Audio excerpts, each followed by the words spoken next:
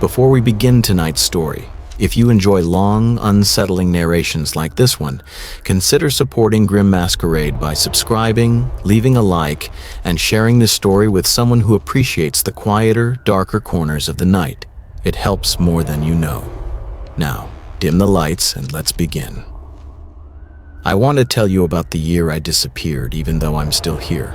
I know how that sounds. I've had a long time to think about how to say it so that it doesn't sound like the ramblings of a man who has lost his grip, and I've concluded there isn't a way, so I'll just tell it plainly, the way it happened, in the order it happened, and you can decide for yourself what to do with it.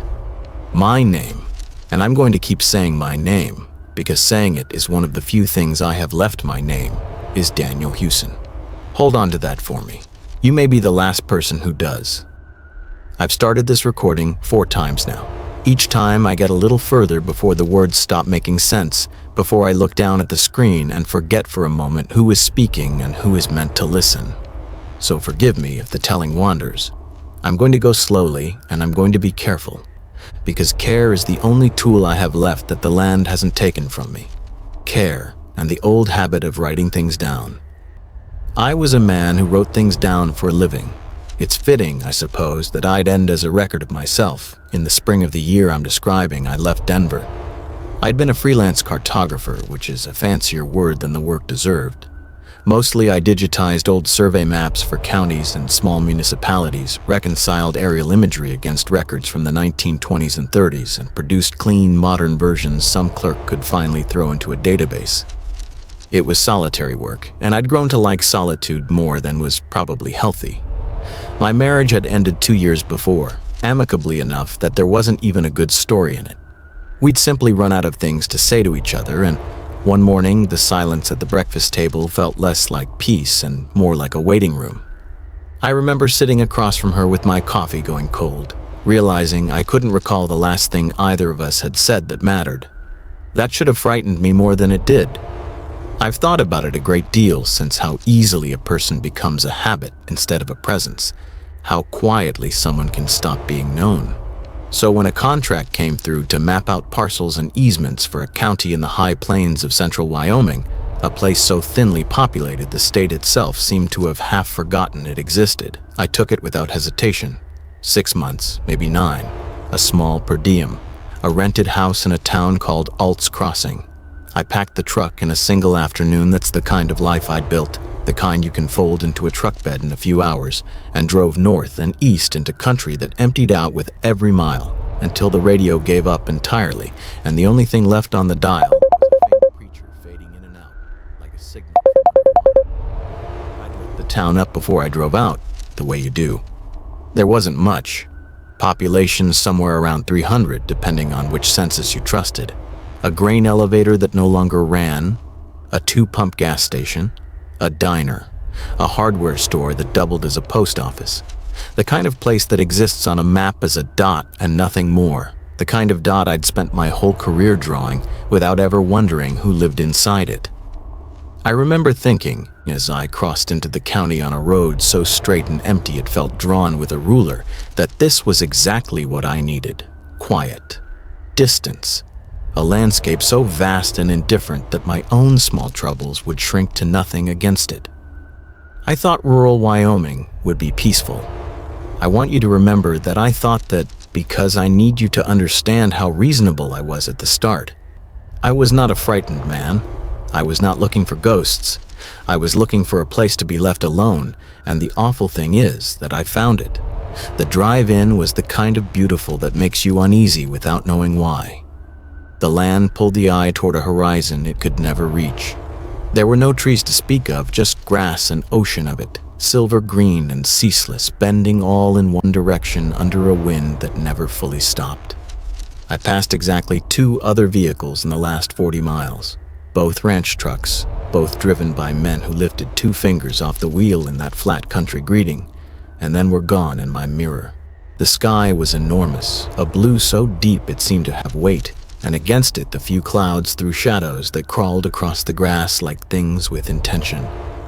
I kept the windows down a while just to hear the wind, and somewhere in that wind, even on the first day, there was a quality I couldn't name, a kind of attentiveness.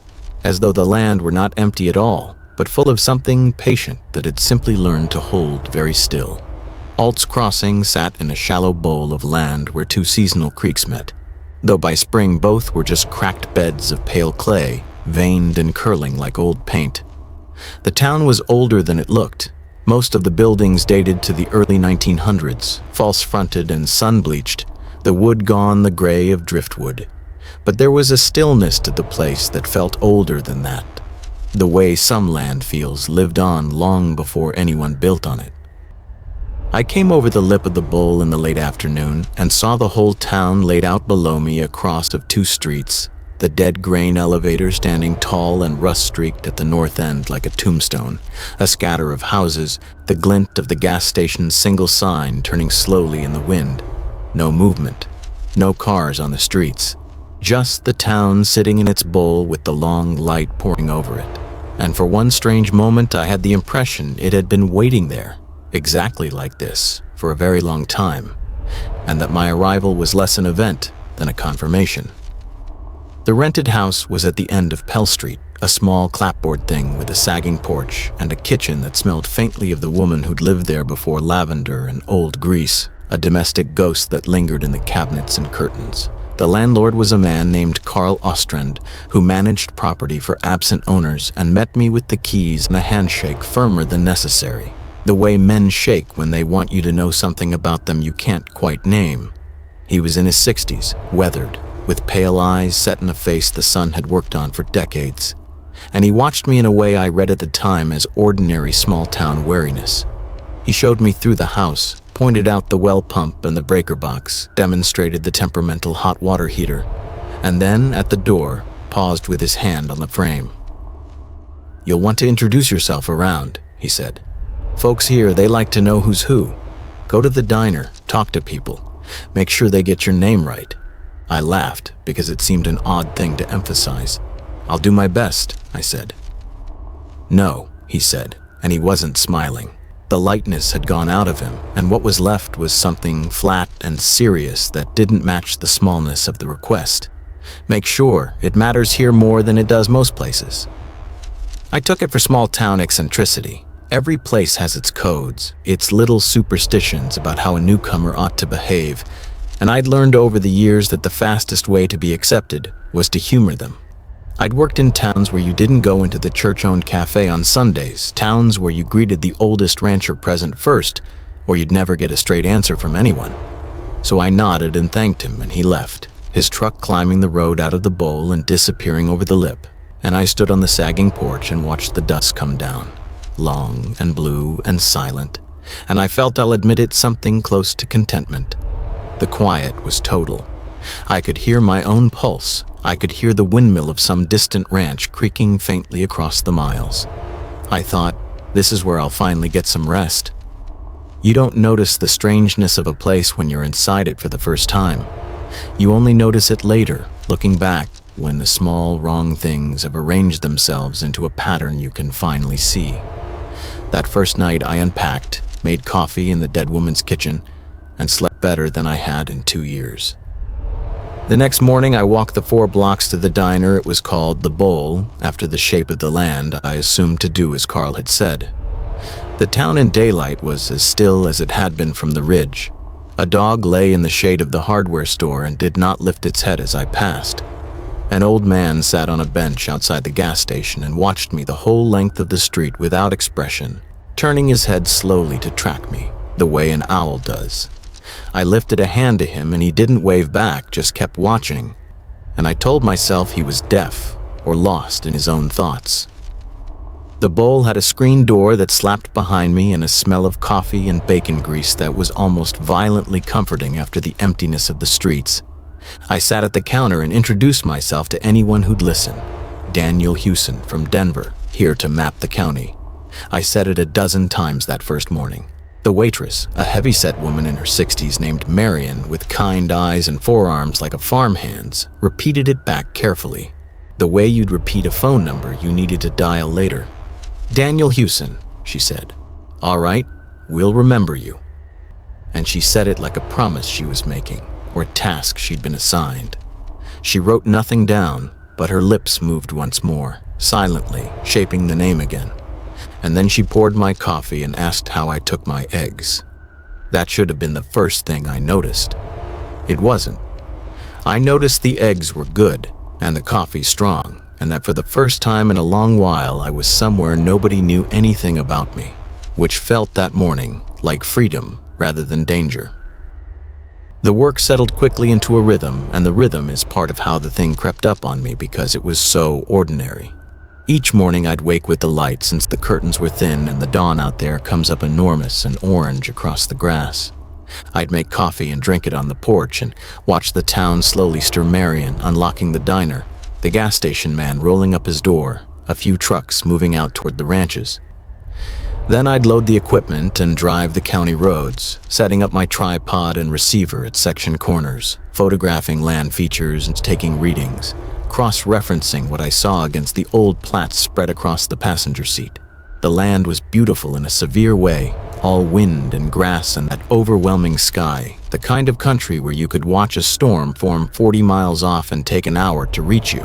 A wall of blue-black cloud trailing gray skirts of rain that sometimes never touched the ground at all. I'd eat a sandwich at noon on my tailgate with the wind trying to take it from my hands.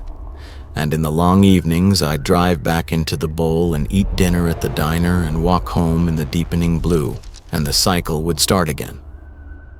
The townspeople were polite, if reserved. They asked about my work with what seemed like genuine interest. They asked often how long I'd be staying, and I came to notice this was always asked carefully, almost gently, the way you'd ask a sick man how he was feeling. And every one of them, at some point, would say my name back to me. Not casually, deliberately. "Good to see you, Daniel Hewson." "How's the mapping coming, Daniel Hewson?" The gas station man Pruitt said it every time he filled my tank like a clerk confirming an order. "That'll do it, Daniel Hewson." It was as if they were practicing, as if my name were a word in a language they were trying to learn and were afraid of forgetting. At first it charmed me. After a city full of people who never learned the name of the man who made their coffee, here was a whole town that had decided to know me. It felt like care. I mentioned it once, lightly, to Marion, maybe 2 weeks in. "Everyone here's very good with names," I said, smiling, expecting her to smile back. She didn't. She wiped the counter in a slow circle and didn't look up. "We have to be," she said. "It's how we keep track." "Keep track of what?"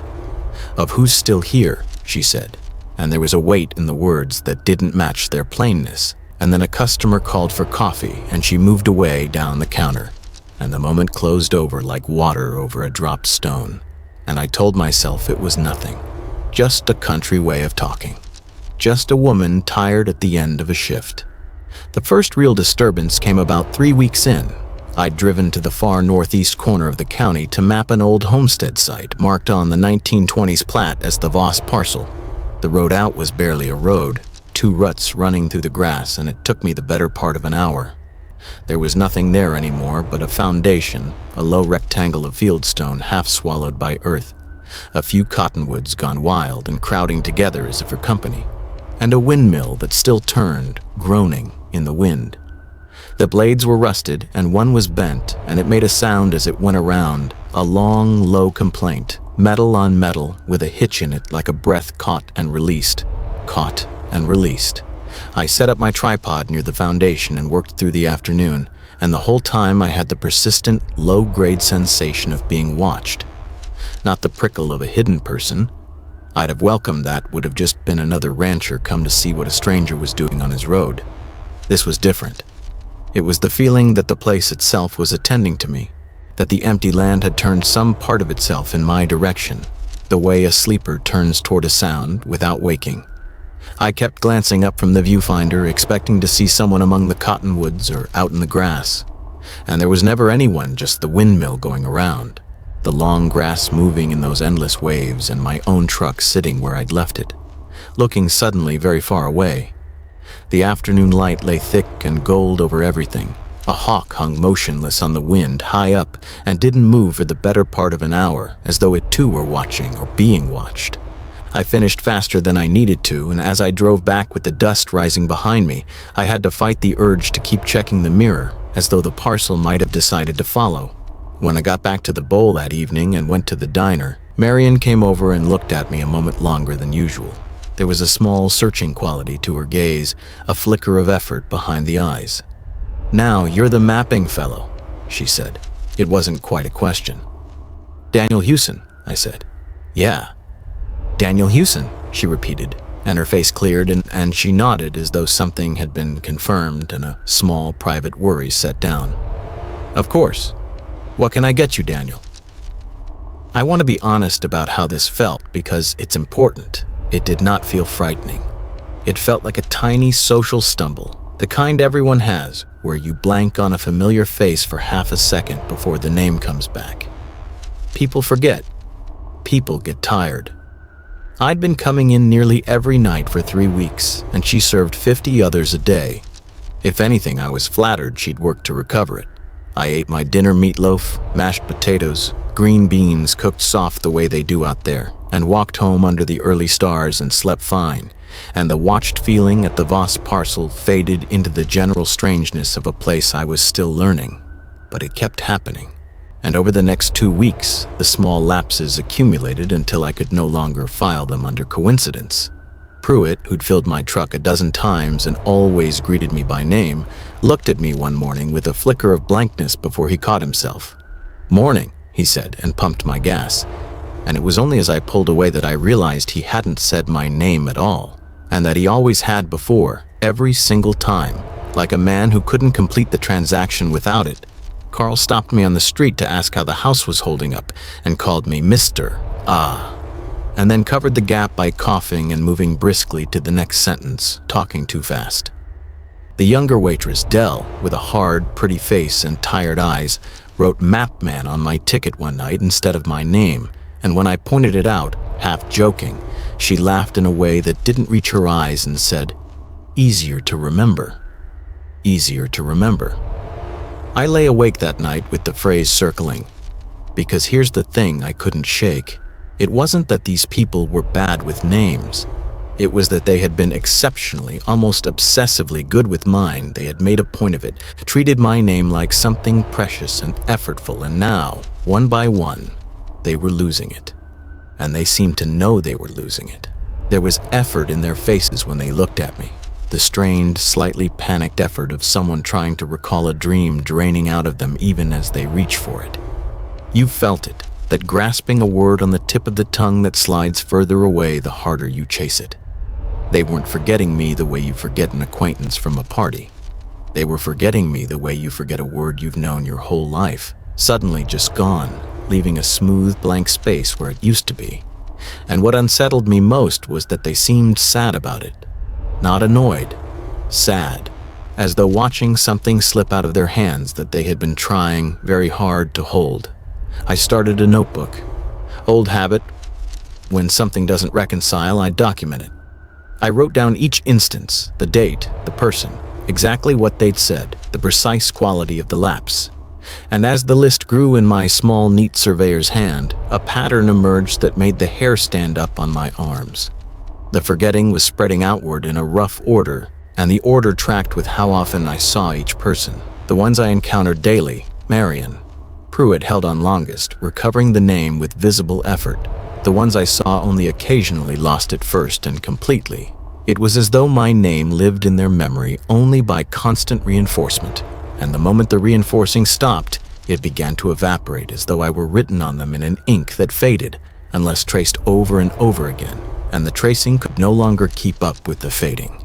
I told myself there were rational explanations, and I pursued them, because that's who I was. A man who trusted the measurable world. A localized illness, some environmental thing affecting cognition. There were old stories about wells out here, about heavy metals in the groundwater, about whole families gone strange from what they drank. So I drew a sample of my own tap water into a sterile jar one evening, packed it carefully, drove it to a courier in the next county, and sent it to a lab in Casper. It came back 10 days later, clean. Nothing in it but the ordinary minerals of high plains groundwater. I told myself it was stress, that I was lonely and starved for connection and too attuned to every social signal, reading malice and mystery into the ordinary forgetfulness of overworked rural people. I told myself 100 reasonable things, but the notebook kept filling, and the blankness kept deepening, and the order of it held always the order. The relentless logic of it, exposure buying time and absence spending it. And then one evening in early summer, I walked into the diner, and Marion looked up at me, this woman who had served me dinner perhaps 40 times, who had promised on my first morning that she would remember me. And there was nothing in her face at all. No recognition, no searching, none of the strained reaching I'd grown used to. Just the pleasant, neutral attention you'd give a stranger off the highway. "Evening," she said. "Sit anywhere you like. Menus are on the table." "Marion," I said, and I heard my own voice go thin. "It's me, Daniel." "Welcome, hun," she said warmly, and handed me a menu, and there was not a flicker behind it, not even the reaching, because the reaching requires something to reach for, and there was nothing. The line had finished fading. The blank space was complete. I didn't eat that night.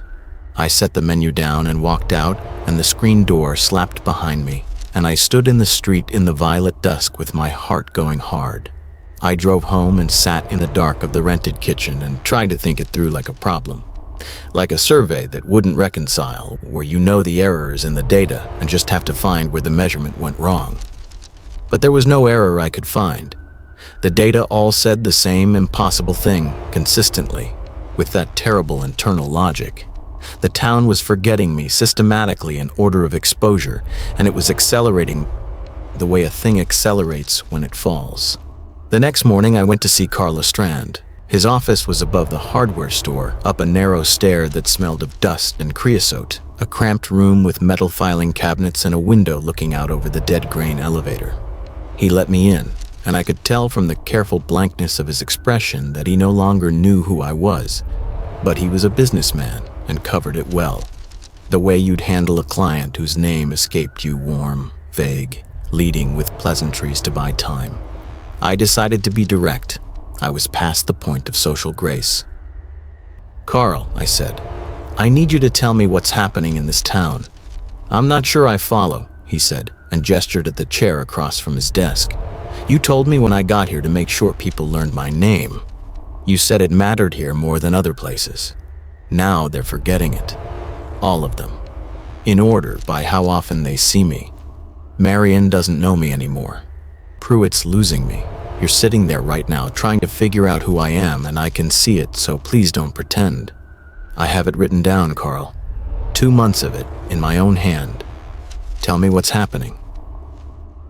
For a long moment, he just looked at me. The wind worked at the window frame with a thin whistle. Down in the street, a truck door slammed.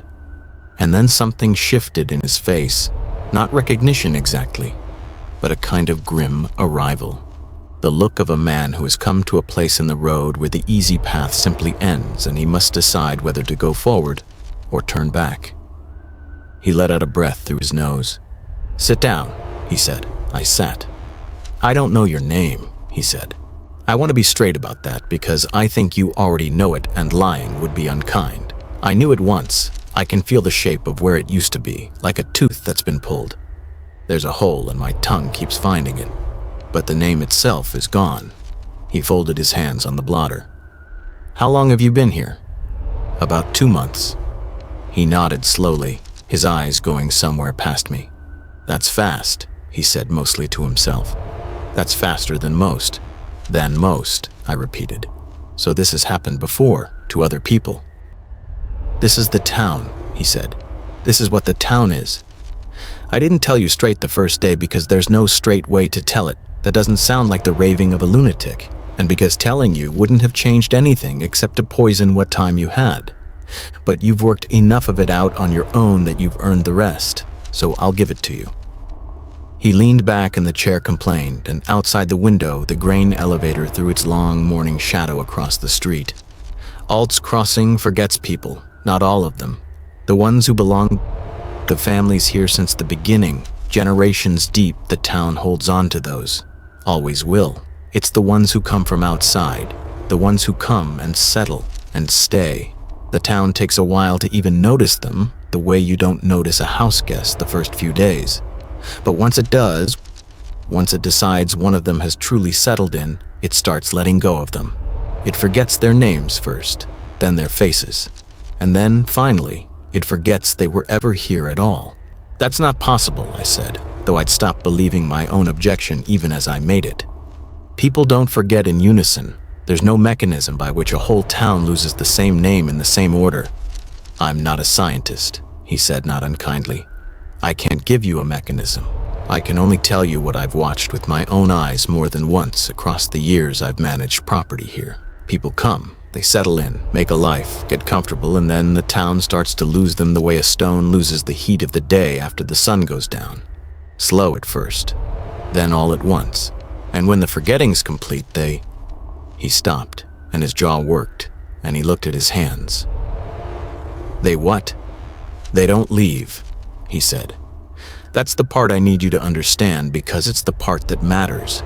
I have never once seen one of them pack a bag and drive out of that bowl. Not once. They just stopped being here. There was a man, a school teacher, rented the very house you're in now, the one on Pell Street a few years back. Stayed about a year. I've got a lease in that cabinet with his signature on it, and I cannot for the life of me remember his name or his face or a single thing about him. And when I take that lease out and look at the signature, it's like looking at a word in a language I never learned. He isn't a memory anymore. He's a hole where a memory was, and he's not the only one. He gestured at the cabinets along the wall. Those drawers are full of leases I can't connect to anybody. Signatures attached to nothing. Gaps. I felt the cold go all the way through me, down into the bone. Then why? I said, and my voice wasn't steady. Why did you tell me to make sure people learned my name? If the town just forgets it anyway. He looked at me with something unmistakably like pity. Because the forgetting takes longer if people are holding on to you, he said. The more people who know your name, the deeper it's set, the longer you've got. It's the only thing anyone's ever found that slows it down. Every time someone says your name out loud, it's like tracing over the line before it can fade. I've seen folks last years that way, the ones who married in, the ones with children in the school, the ones at the center of things, said to and spoken of 100 times a day. I told you to get known fast, deep, so maybe you'd be one of those. So maybe you'd last. He shook his head slowly. But you're a quiet one.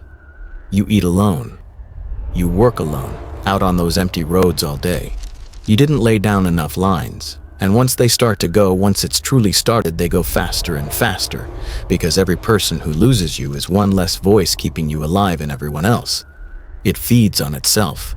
It's like trying to fill a bathtub with the drain pulled open. You can pour all you want. It still goes down. How do I stop it? I said. You don't stop it, he said. You can only slow it, and at this point I don't think you can slow it much. But if you mean to try stay visible, talk to everyone, all day, every day. Make them say your name out loud again and again. Carry something with your name written on it and show it to them, a letter, a card, paperwork, because the writing holds a little even when the people can't. The writing fades slower than the people do. He paused and then said the thing that told me the truth of how far gone I was. But mister, I won't lie to you to make you feel better. I've never seen anyone slow it enough. Not once it's gotten to where yours is. By the time they're losing your name across the whole town, the drain's already wide open, and all the pouring in the world just buys you a little more time to watch the water go down. I left his office and stood on the sidewalk in the punishing wind, and the town went on around me exactly as before. Indifferent, ordinary, beautiful in its hard way. The grain elevator throwing its shadow, the dog asleep in the shade, and I understood I was already, quietly, in the process of vanishing from all of it. And what I want you to understand is that even then, with the dread settling into my marrow, my first real instinct was practical. I'm a man who solves problems. So I made a plan, standing there on the windy street. I would do everything Carl had said, but I would also do the thing my whole career had trained me for, the thing he apparently hadn't thought of. I would create a record, an external one, outside the town, outside any single fragile human memory, that couldn't be forgotten because it didn't live in anyone's head. I would write my name into the world so firmly that even if every soul in Ault's Crossing lost me, the world itself would still hold the proof of me. Daniel Hewson was here. I would make it permanent. That afternoon, I drove the 90 minutes to the county seat. I won't name it. It doesn't matter, and some superstition still in me says not to. I had legitimate business there anyway. My contract gave me reason to be in the records office, so my poking around drew no notice. And once I was in among the files, I did something I'd never done in all my years of mapping. I looked up Ault's Crossing. Not the land, the people. The census records were strange in a way that took me hours of squinting at microfilm to put into words. The population numbers held remarkably steady across the decades, 300 or so, give or take a dozen, census after census after census, a flatness that was itself unnatural for a dying rural town that should have bled people to the cities like every other dot out here.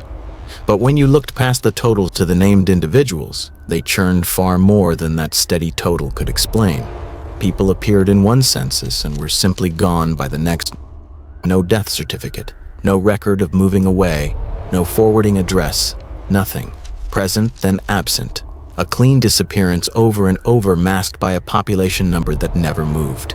And it was always the same sort of person who vanished. People whose surnames didn't appear in the earlier records, people who'd come from somewhere else. The old families, the Aults, the Vosses, the Ostrands, the Pruitts, a small handful of others ran continuously through every record back to the town's founding in the 1880s. Unbroken, like the warp threads strung on a loom. Everyone else was weft, threaded in and pulled out, in and out, while the fabric of the town stayed exactly the same width, no matter how many strangers passed through it and were drawn back out the other side. I requested the oldest records they had. The clerk, a bored young man eating sunflower seeds, brought me a long, flat box of original handwritten ledgers from the town's earliest years, the paper gone the color of weak tea, the ink browned but legible. And it was in the very first ledger, that I found the thing that changed my understanding completely, and is the reason I no longer sleep with the lights off. Because the founding of Ault's Crossing was not what the histories said. The story everyone told was the ordinary one. A few homesteading families settling at the Creek Junction in the 1880s, a town growing up around a rail spur later torn out. But the first ledger, kept in a cramped and careful hand I came to know as belonging to the town's first recorder, a man named Josiah Ault, told a second story in its margins and final pages. He had kept two lists. The first was the official roll of residents, names and dates of arrival, the dull bookkeeping of a frontier town. But in the back of the same ledger was a second list, and this one stopped my breath. It was a list of names, dozens of them, each with a date beside it and a single word written after. Forgotten. Going back to the very first year of the settlement. Name after name after name, and that one flat word again and again like a tally. And above the list, in that same patient hand, Josiah Ault had written a note that I copied down word for word and have never been able to stop hearing. He wrote, "The land here does not abide strangers, but it will abide a town. We have made an agreement with it, we the first families, and we have kept it now these years.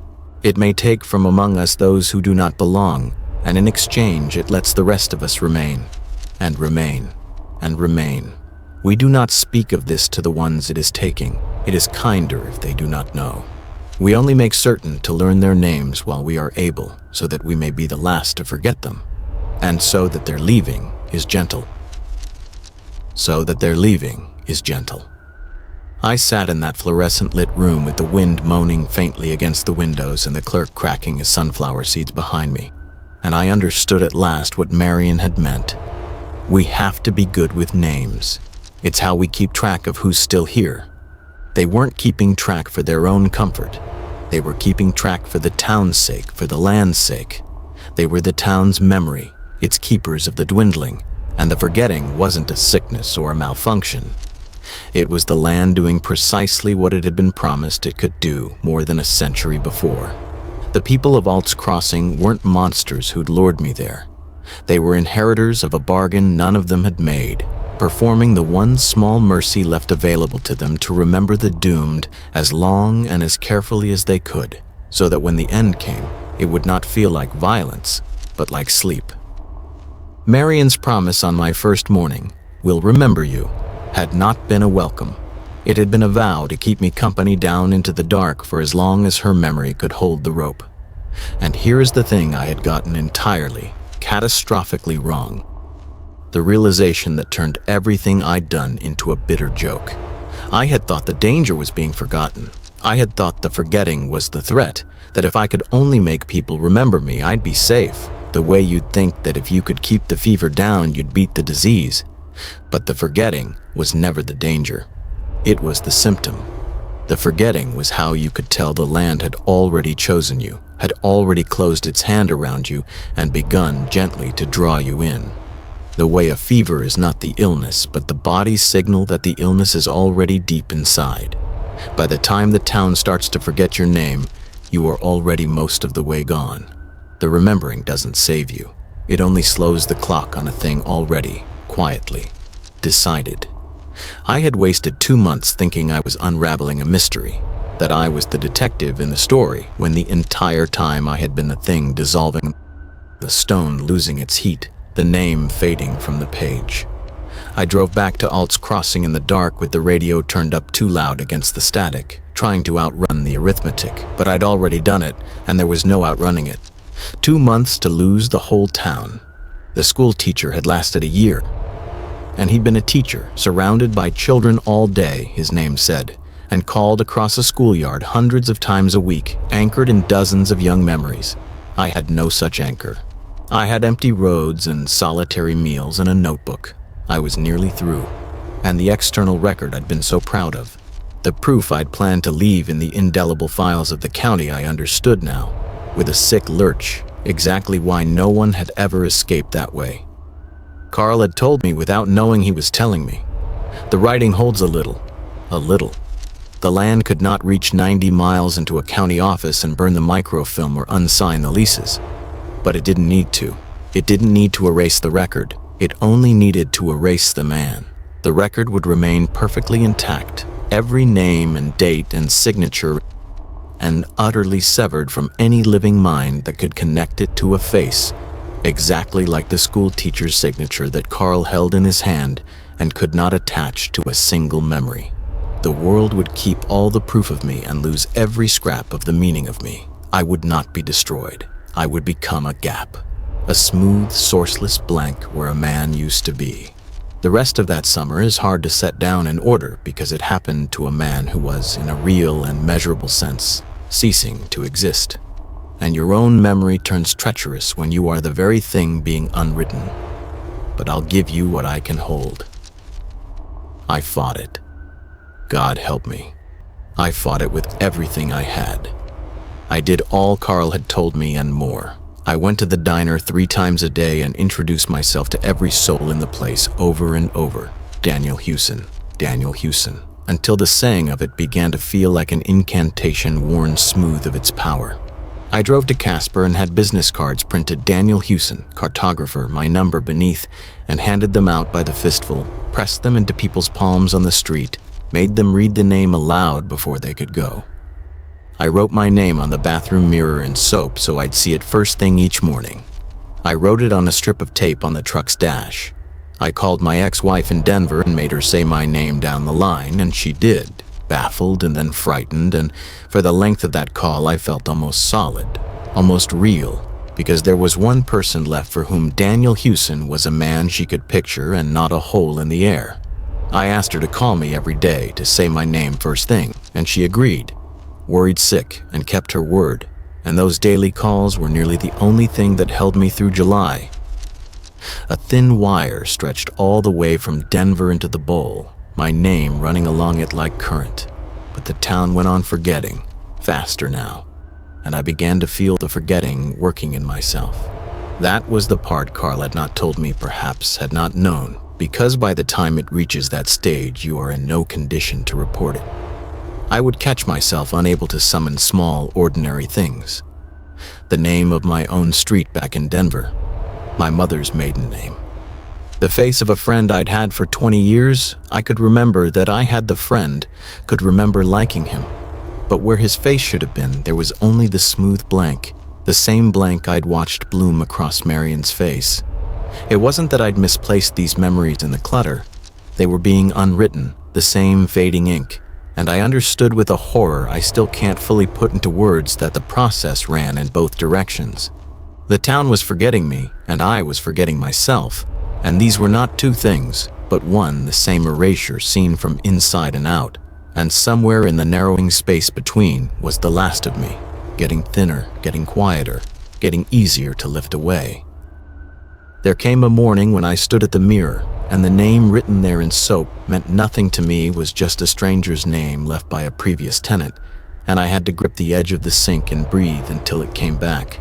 After that, I began writing my name on the back of my own hand in pen every morning, so that wherever I went, the proof of me went with me, riding on my own skin. I want to tell you about one evening in particular because it stayed sharp when everything around it went soft, the way one stone stands out of a receding tide. It was late July, the long Wyoming dusk pouring gold and endless across the grass, the kind of light that makes you feel the day will never quite end. I'd driven to the Voss parcel again, the foundation, the groaning windmill, though I could not have told you why. Something had been drawing me out there for weeks, a low, steady pull I'd kept mistaking for professional thoroughness, for some unfinished measurement. And I stood by the old fieldstone foundation in the thick light, and the feeling came again. The feeling from my very first visit of the land attending to me. But this time it had changed, and the change is what I need you to understand. It was no longer watching me. It was waiting for me.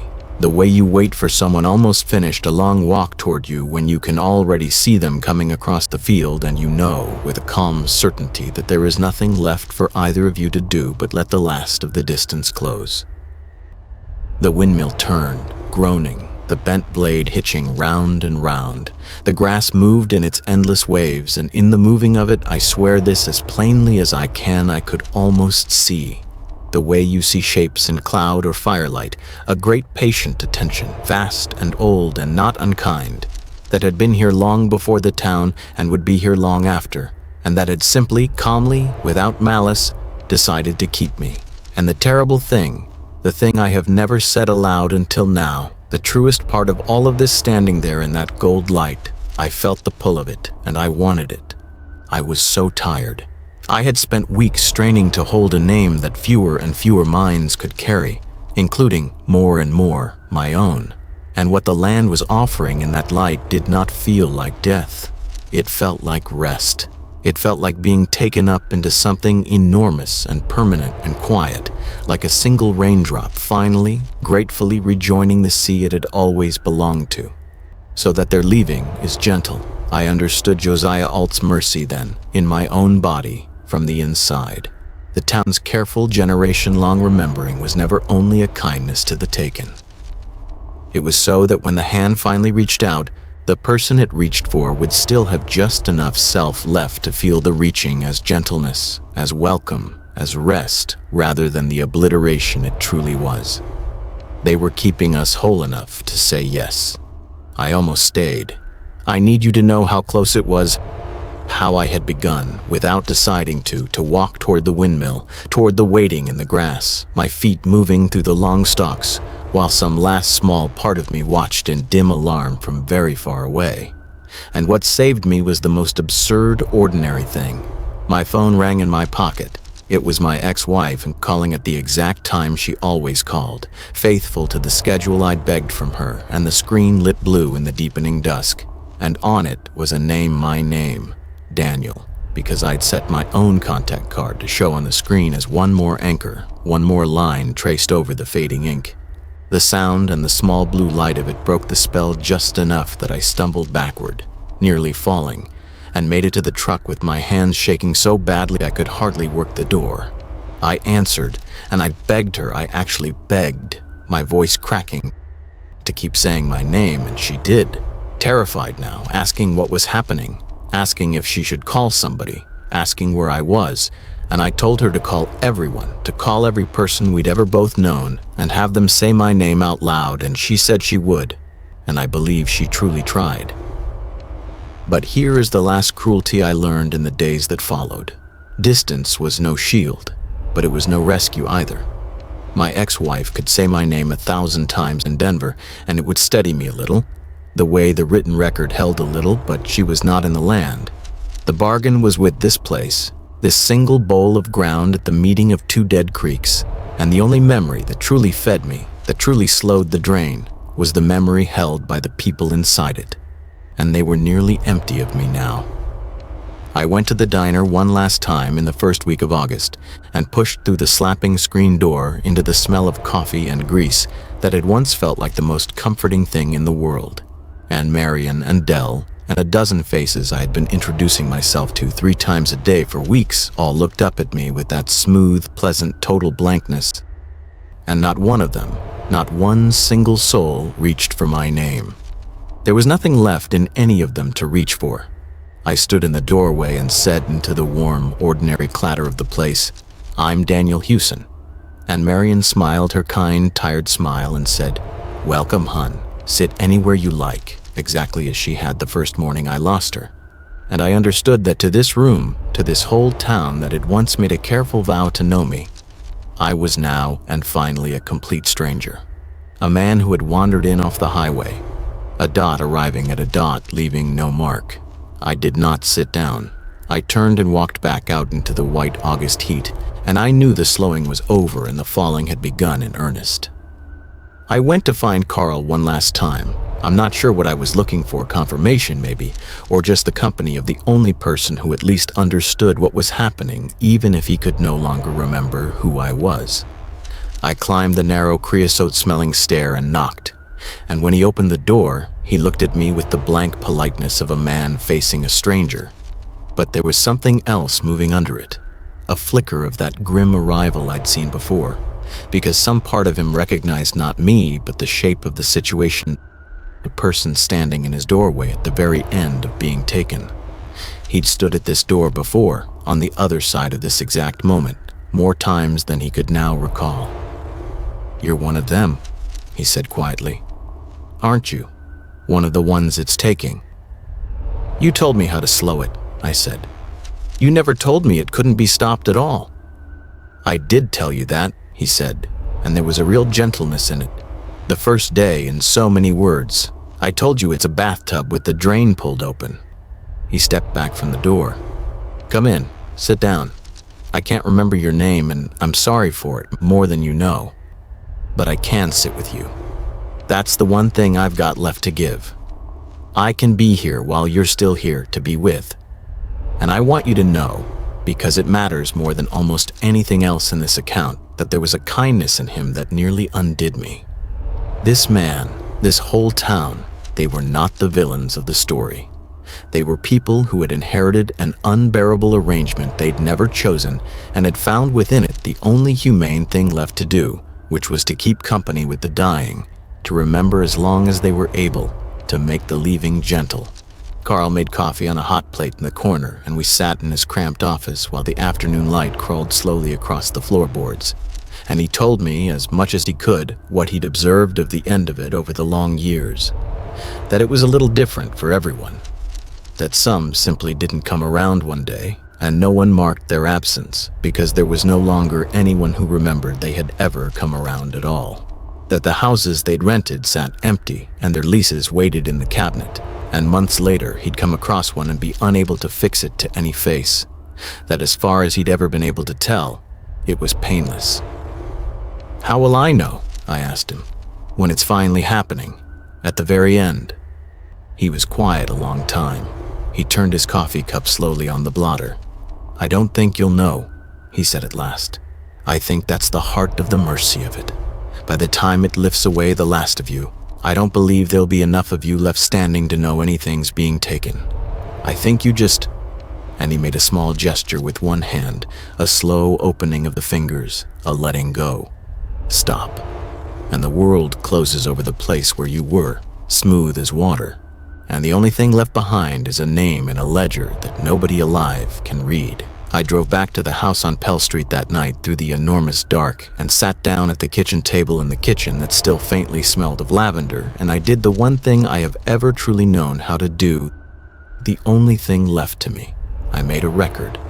Not for the county, not for any office or cabinet, for you, for whoever you are, listening to this in the dark somewhere far from here. I wrote it all down, Everything I've just told you in the notebook, in my own careful hand, while I could still hold enough of myself together to form the letters and mean them.